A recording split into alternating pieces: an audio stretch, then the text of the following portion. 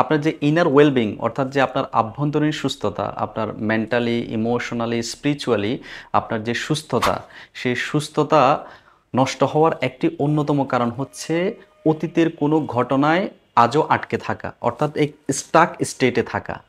অতীতে আপনার সাথে এমন কোনো অপ্রত্যাশিত ঘটনা ঘটেছে যা আজও আপনি ভুলতে পারছেন না, যার ফলে আপনি সেই ঘটনার মধ্যে আটকে আছেন। আর এই আটকে থাকার ফলে আপনার মেন্টাল, ইমোশনাল এবং স্পিরিচুয়াল লাইফে নেতিবাচকভাবে এফেক্ট করে যাচ্ছে। সুপ্রিয় শ্রোতা, কেমন সেই ধরনের ঘটনা হতে পারে? আপনি কোনো প্রিয়জনকে হারিয়েছেন, আজও তার শোক আপনি ভুলতে পারছেন না, আজও সেই বিষয়টিকে আপনি মেনে নিতে পারছেন না, সেই বিষয়টি প্রতিনিয়ত আপনাকে কষ্ট দিয়ে যাচ্ছে। এবং সেই ইমোশনকে যখনই আপনি স্মরণ করেন তখন এটি আপনার মধ্যে ইমোশন ট্রিগার হওয়ার সাথে সাথে আপনার মেন্টাল স্টেট ডিস্টার্ব হয়ে যাচ্ছে।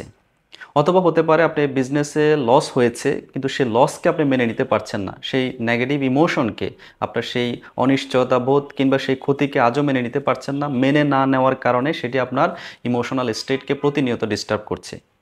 হতে পারে কেউ আপনাকে রিলেশনশিপে চিট করেছে, আপনার সাথে প্রতারণা করেছে, কিংবা এই কনফ্লিক্টেড রিলেশনশিপে আপনি ছিলেন, যা আজও আপনি সেটিকে ভুলে যেতে পারছেন না। আর ভুলে না যাওয়ার কারণে সেটি আপনাকে আজও কষ্ট দিচ্ছে।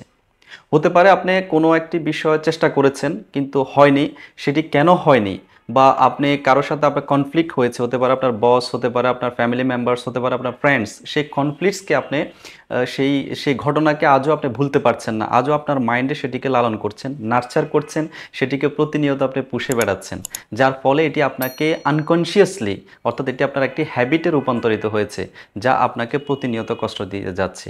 সুপ্রিয় শ্রোতা, আপনি যদি ইনার ওয়েলবিং অ্যাচিভ করতে চান, আপনার ওভারঅল লাইফকে ইমপ্রুভ করতে চান, তাহলে এই স্টাক স্টেট থেকে বের হয়ে আসা আপনার জন্য গুরুত্বপূর্ণ।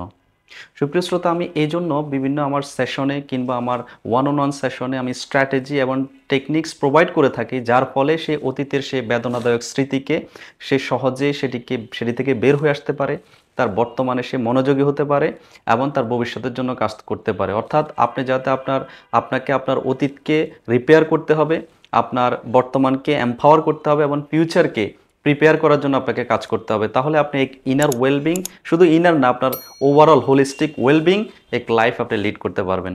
এখন বুঝতে পেরেছেন যে আপনার ইনার অর্থাৎ স্টাক স্টেট থেকে বের হয়ে আসা কতটা গুরুত্বপূর্ণ।